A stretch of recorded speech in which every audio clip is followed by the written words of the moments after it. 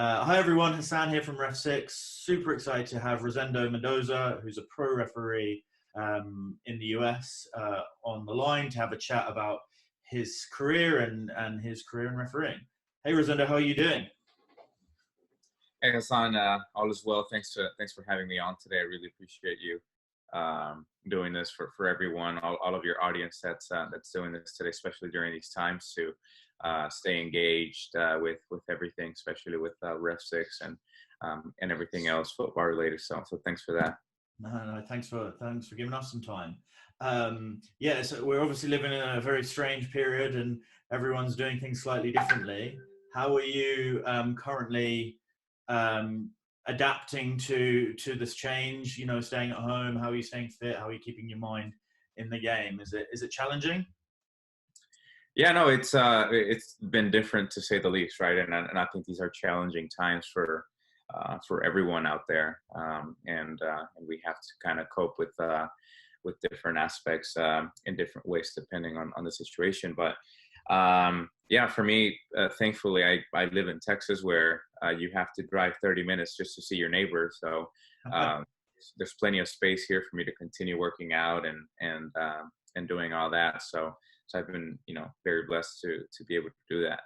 And thankfully, we have our sports science department who's been on top of things, sending us our workouts and everything that we're supposed to be doing for that week. So thankfully, the technology was already set there for us to deal essentially with a situation like the one that's presented itself.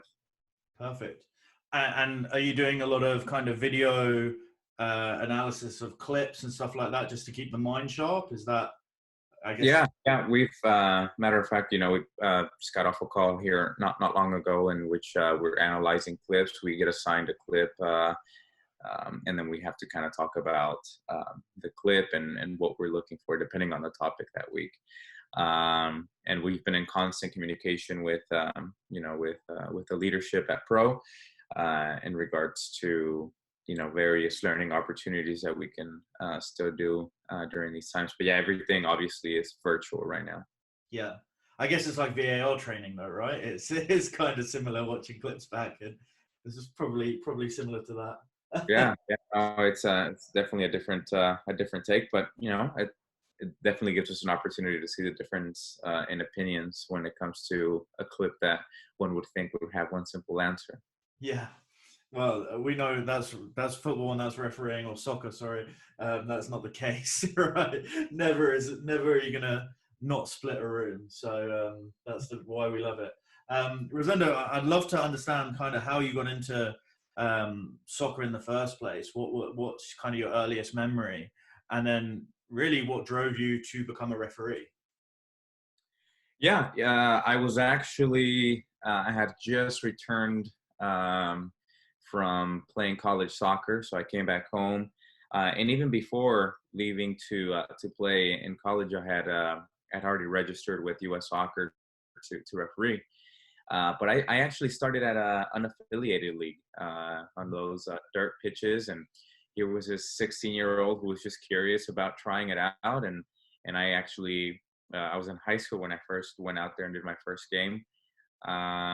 So I went out there and tried it, and then it just never looked back from there. Thankfully, one of my friends invited me over to a tournament.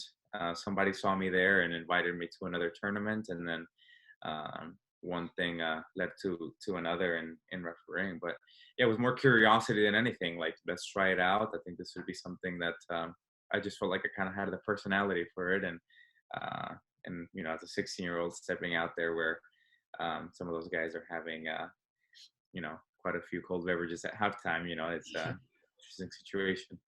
So, so you played at college. What division did you play in? Was it a good standard, or?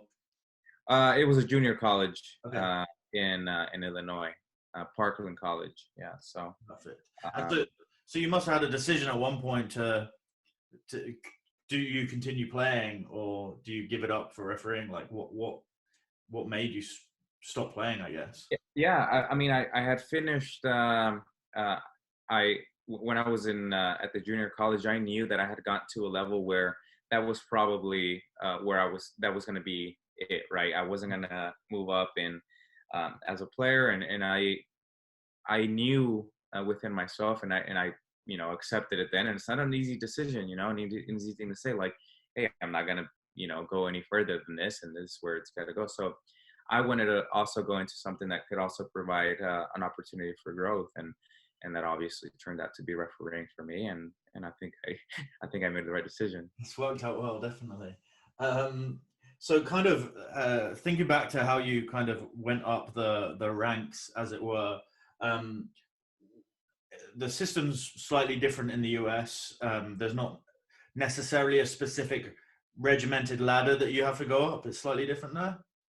No, there is. I mean, you still have to go to the various ID camps that we have here, similar to what players do. But we use we have a development academy here, or did. It was just announced that they're giving the axe to that. But in my coming up, I went to every year I would go to Florida to the winter showcase. Mm-hmm. And there is where staff from US Soccer and CONCACAF are also there at times to kind of give advice to referees and provide growth opportunities. And thankfully for me it worked out by going to one of those tournaments. Brilliant. So, like, obviously you must have got approached from someone at Pro at some point. How did that come about, and how did that feel when someone was saying, hey, you might be able to make it at a little bit higher level? Can you remember that time? Yeah, I actually can.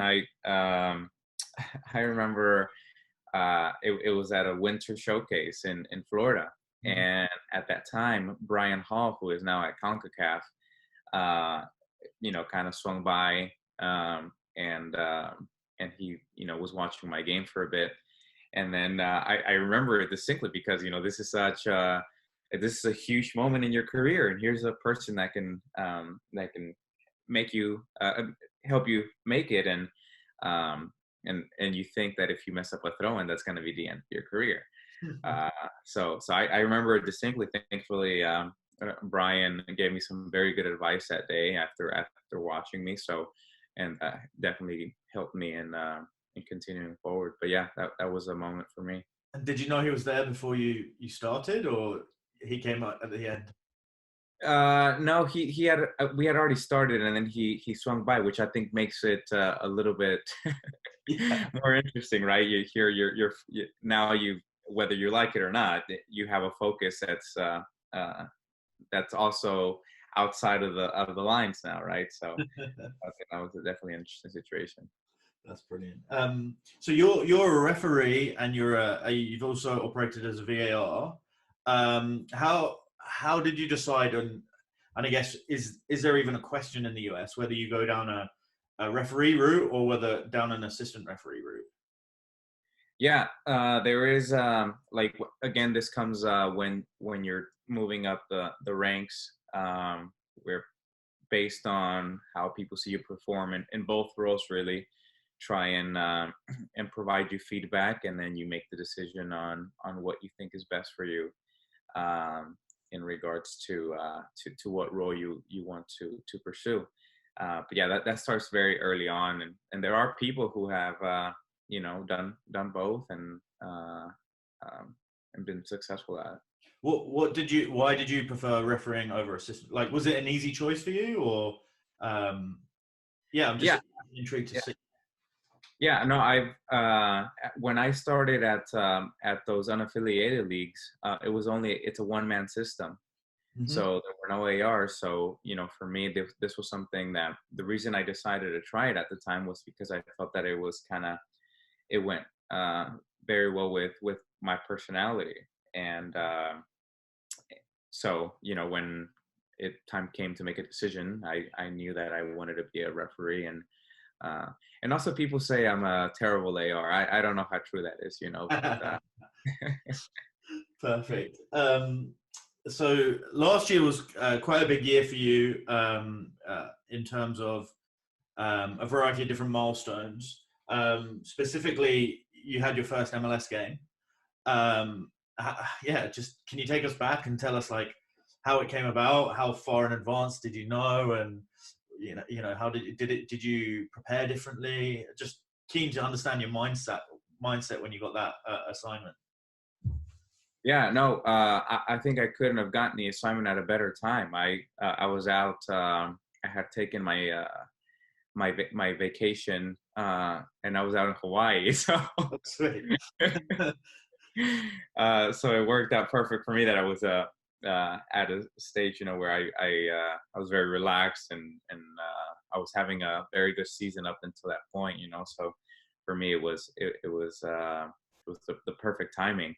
I, prepared the same as any other game, and I try to keep it the same routine before the game and everything leading up to it, right?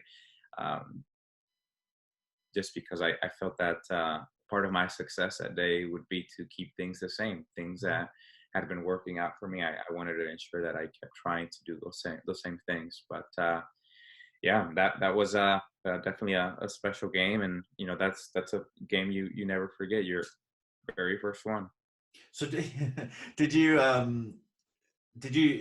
everything you kept the same in terms of like the team talk before the game to your assistants, what you said to the captains, everything? Just I actually the the reason that I wanted to talk the same again is because of that, right? I felt that I had worked that so well before for me, but something in that I think it's interesting you bring up, that in the chat with my teammates, with the crew, I told them that maybe my pregame or our pregame chat was going to be maybe more extensive that they are accustomed to, and the reason for that was number one, we probably hadn't worked all together before. And number two, this is me just what I had already been doing with every single crew working in the USL Championship, right? So I made that clear to them that it was not a sign of arrogance or anything by my side or me just wanting to talk more. It was just rather me going through the motions and also preparing for that. Yeah, getting yourself into the right mindset, I guess. What was the biggest difference, I guess, between the games that you did before and then going out and stepping into the MLS games? Was there, I assume, the crowd was slightly bigger? Yeah, I think that the skill level from all 22 players, right, is definitely highlighted or a bit sharpened up. But I have to say, also that with the amount of talent that you have at the USL Championship level, I think, and I've said this before to other people, is I feel that we are very lucky here to have the amount of games that we have week in and week out, and to see just various players. And the USL has, I think, provided us with an opportunity to prepare, for Major League Soccer. So did it, I guess, after the 90 minutes, did it feel like you'd gone through a huge experience that was, obviously you're never going to forget it. It was the once in a lifetime, the first MLS game, but did you come out thinking, wow, I'm more emotionally or physically tired than you normally would be? No, I did not feel that way, but I was relieved in a sense, that I knew it had gone well, and I knew that nobody was talking about the referee team. So that was, my biggest objective going in is not to for anyone to be talking about the referee crew after the game, right? And I think that was definitely achieved. But I'll tell you, one of the things that definitely made that moment even more memorable for me, my best friend, who he drove me, and he didn't have to, he drove me to my first ever soccer game. And I remember he let me borrow this huge shirt and everything. So, in return, I offered to take him up to the first game with me. up there to Cincinnati. So that was a special moment for me to be able to do that with him, who all this experience wouldn't have been possible with his help. Well, that's amazing. It's great to make sure you bring along all the friends that helped you along the way, right? So no, I'm sure that was special for him. In terms of the MLS, being a referee in the MLS now, so you did 2 games last year and you had 1 this year before we had to stay inside. Stay safe, everyone. No, but did you? What's the biggest challenges of being an MLS referee now, in your mind? Yeah, I think that you are under the loop, right? You're constantly being looked at. Obviously, for Major League Soccer, every game gets assessed and everything, but there is an elevated sense of pressure and responsibility that you're in charge of, and that week in and week out you have to bring it. Yeah. And so with the amount of games that we have here, is you have to have a good ability to quickly flip the switch. Mm-hmm. Because if you're unable to do that, then one mistake is going to turn into 3 along the course of things. So yeah, I mean that's what I would say about that. And your season last year culminated in the championship game on the NWSL, if I remember right. How again that it seems like you had 2 great first time experiences there, a major cup final to go alongside the MLS game. Was that any different? Again, I assume based on what you said earlier, you approached that in exactly the same way as any other game. Yeah, no, it was about just following the same routine, right? Obviously, you're not going to be able to follow it step by step, just because of the various other things that you have to do for a game like the NWSL Final. But yeah, for me, everything was about, there was no need for me to do anything different, especially because I knew I had prepared. I knew that I had done the research necessary. I knew that I knew the tendencies of certain players, and I knew that I had prepared my team well for us to perform. So I knew that we really didn't need to do anything different. But yeah, no, refereeing the NWSL Final, it's an incredible honor. You think about, we have the best women's team in the world, and they continue to prove that continuously. So, and they represent so much off the field as well, and I have so much respect for them, and I definitely wanted to make sure that I gave my absolute best for that championship game. Brilliant.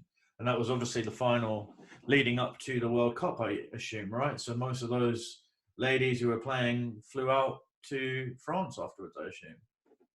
Yeah. It was. I mean, you have just so much talent on the field, and you see it, right? And it's great to see. And same thing with Major League Soccer. It's phenomenal to be a part of something that you feel is growing, and that we've been waiting here in the States for the longest time, and it's just really encouraging to see expansion teams come up, and especially in the women's league as well. Hopefully we can continue to see that in growth. Yeah, I mean, I'm very much looking forward to the World Cup in 2026, right? That's going to hopefully help accelerate the game out in the States. And I'm hoping it will culminate in an amazing experience. As long as we're out of lockdown by then, it should be a great tournament for to kind of look forward to, I guess. No, yeah, absolutely. So what's your long-term goal as a referee? So, and how do you set your goals? So at some point, when you mentioned earlier, when you were just getting in, you were like, okay, refereeing could potentially be a pathway for me.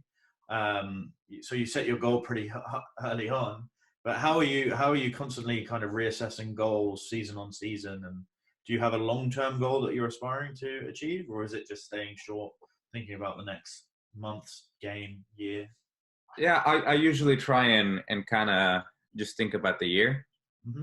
uh, but that obviously comes, with uh, other long-term objectives, right? And I think you have to every year. I take it as a building block in preparation for those other down the road years. But for me, the way I'm looking at it right now is, this is my first full-time year in MLS, so I want to become a regular, for lack of a better expression there, and is there's going to be a few games where you step on, and naturally, some of the players are going to be, who is this, and you have to prove that that you are where you belong, that you belong there. So for me, that's the biggest thing, just becoming a regular, and essentially for this year, it's just fly under the radar, and keep working hard, keep your head down, and that's the biggest idea for me.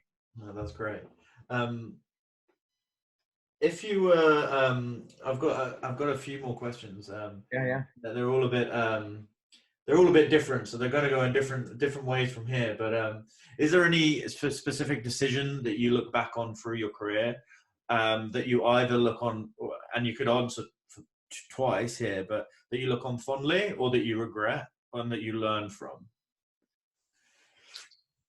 Yeah, yeah. I mean, there are probably more wrong decisions that I've learned from than necessarily fun ones that I recall. But there was one in particular where, just kind of looking back at it, and in terms of managing, uh, there was a particular situation where I think I could have I should have called a penalty, and I just completely saw it different. And then, you go back at it and look at it on film, and it's just like, how did I miss this, right? Mhm. Um, and then you kind of go back and dissect the film and see why it is, where you moved, what were you thinking, and all sorts of things like that.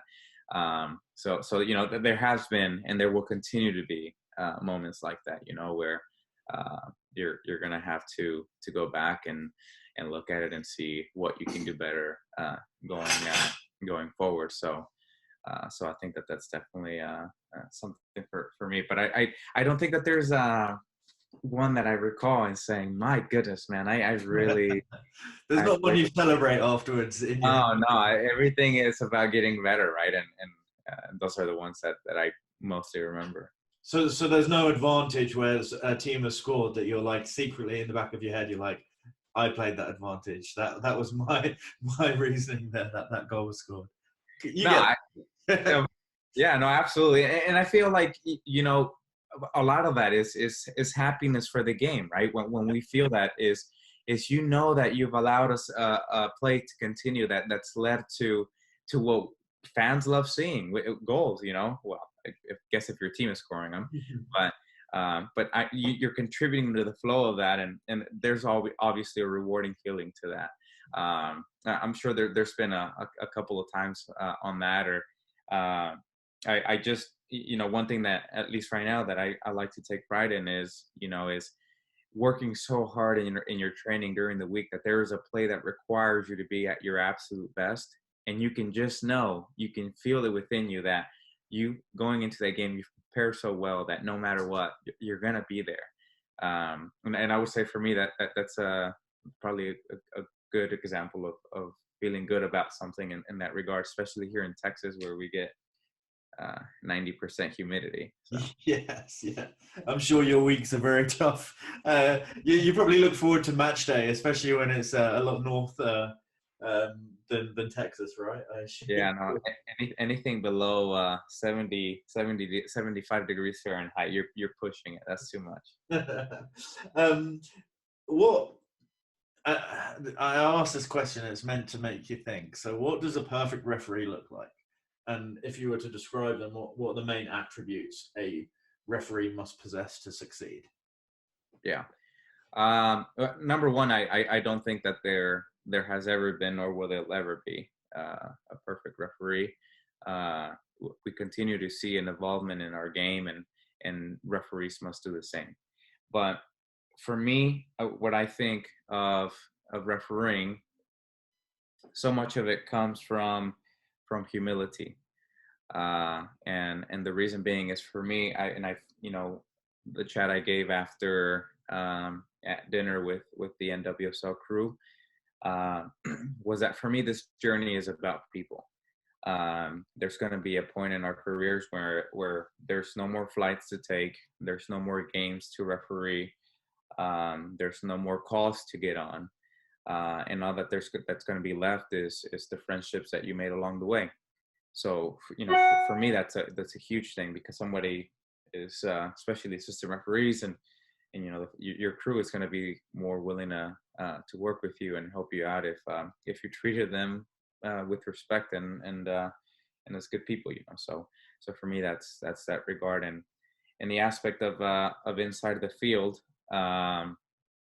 preparation, right? I can say that there are attributes that all referees must have, but there are attributes that are incredibly necessary in that game in particular, which you may not require as much in another game. So flexibility and be able to adapt to certain situation on the go, I would say would be a great quality to have in a good referee. That's great. So you've mentioned a few times on the call about preparation. It seems like preparation. You said it just then. What can you give like referees insight into what you do at your level now, and maybe some advice on what referees who maybe don't have access to game film, for example, can do to prepare to make sure that they're in the best place when match day comes? Yeah, no, absolutely. So right now, so I'll answer the first question, which is, how I do it now.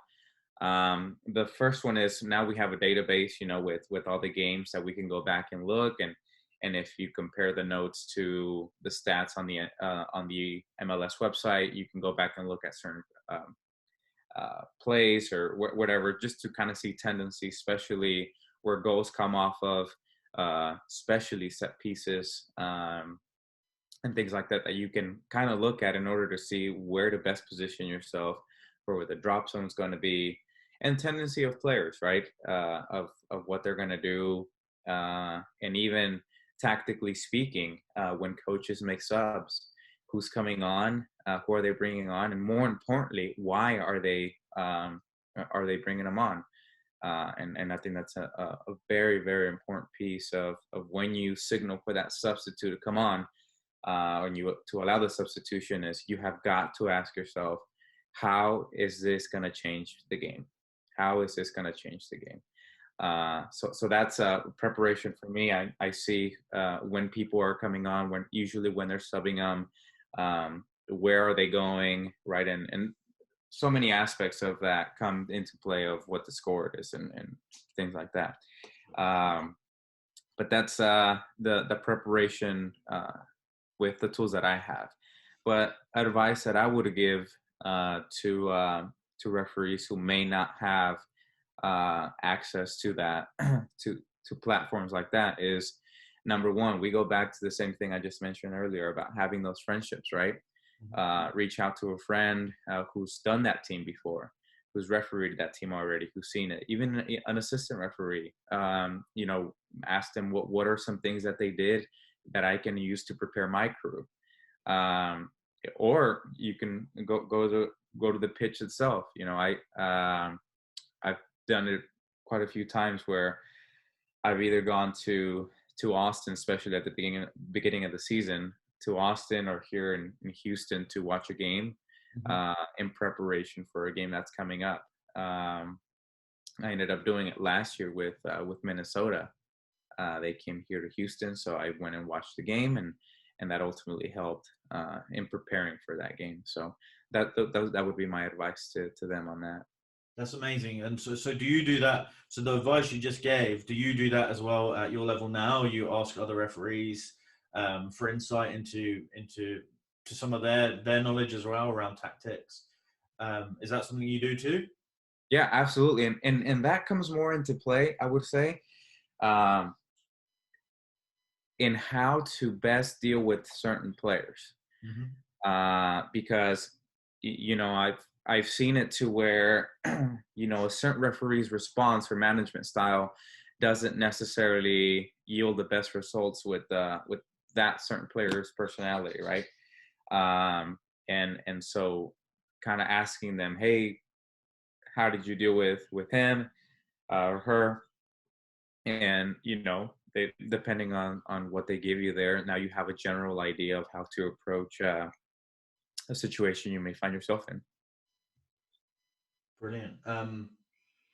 Yeah, that's kind of what I was interested to know is you mentioned a lot of tactical side, but also the man management side. So it's great to hear that. You know, some referees look at it and think, you know, you can almost over bias yourself by doing so much preparation, right? So you've probably got to mitigate for that as well. But it seems like the more information that you have going into the game allows you to make better decisions during the game, right? Yeah, no, absolutely. And you know, that's the other aspect, right? Like right in Major League Soccer right now, we have I mean, the diversity, the number of cultures within the league itself is incredible. So you're dealing with players from all over the world, and you know that they respond differently, right? And you just you want to step in carefully, depending on you know how they may respond to that situation, but you at least want to have a general idea of what their response might be. Sure. So two more questions. Yeah. The first one is there, and surprisingly, this is one that we get asked a lot by referees to ask people. Is there a specific song that you play either like driving to a game or just before you leave the locker room that is like routine? You know, there is not a specific song, but I have you know, I like more of a softer tone and very chill kind of music, and other referees or my crew don't necessarily like it as much as I do. So I let the music up to them. But you know, for us right now, it's more of what I've done is, you know, I have Spotify, so I just put it on shuffle and kind of let it roll. Yeah, but Whatever comes with that. And I've just thought of another one while I'm here. Do you have any superstitions that you do before you no, no, None. Left sock on first before the right sock? No. no. I do believe in leaving very little up to chance. So so I would say that's the closest I get to that. But no, I don't. You know, and that's a great question, because you know, my family it's incredibly superstitious. I mean, just of all kinds of things, just the littlest of things you can think of. You know, there's some type of saying or some type of superstition behind it. But no, and when it comes to refereeing for me, I don't think I have much of it. Yeah. That's perfect. So my last question is more for the audience, in terms of the younger referees, ambitious referees coming up who look at someone like you as a role model. What three pieces of advice would you give them? The number one is going to be resiliency. You know, there are going to be some tough goings, and that is just the nature of our game. And I think also just life in general, you know, and you have to be resilient, because we all, you know, we all have friends that have kind of gone into the same thing and really struggle with that piece right after they've had a tough game. And granted, that's totally understandable, and one can understand why one might feel that way, but it's important to keep going forward and try and get back on your feet as quickly as possible. And number two is humility. You know, when you go through these things, and especially when you start to get opportunities and everything like that, always remember that again, that there's gonna come a time where you're gonna leave your spot to someone else, and how you help them out is going to be incredibly important. And always keeping your head about you is incredibly important, in my opinion. And number 3 is people. People. I've mentioned it already. For me, this whole journey is about people, and making as many friends as I possibly can. Just because I know there's going to come a point in my life where I want to go across the country and know that there's someone there who's going to happily receive me, and very happy to see me as much as I am to see them. So yeah, those three things would be my advice to up and coming referees, and in my opinion, everything else falls into play, after that. No, that's great. That's a perfect note to end on, I think. Rosendo, it's a great honor to chat to you. Super happy for how last year went for you after we met in Dallas. So, like I said before we started this, I feel like I'm a lucky charm for some people. So hopefully I can keep that up. No, it was a pleasure to chat and give an insight to the refereeing community about kind of your mindset and your journey and your history. And I'm sure, like many others who are listening, we're going to watch with great kind of adoration as you continue in the MLS, and hopefully we'll see where that can take you. Hopefully further. So thank you so much, and I wish everyone out there. Hopefully, we can all get back to as much normalcy as possible. So we can get back to doing what we love, and I hope everyone stays healthy during these times.